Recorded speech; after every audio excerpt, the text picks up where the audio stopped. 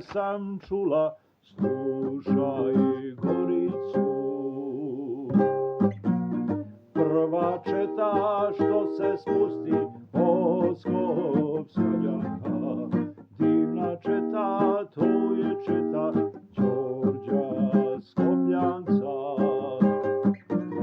Druga četa što pristiže ozdo iz Pčinje, to je četa, snažna četa Jovezenskoga. Treća četa što se pribra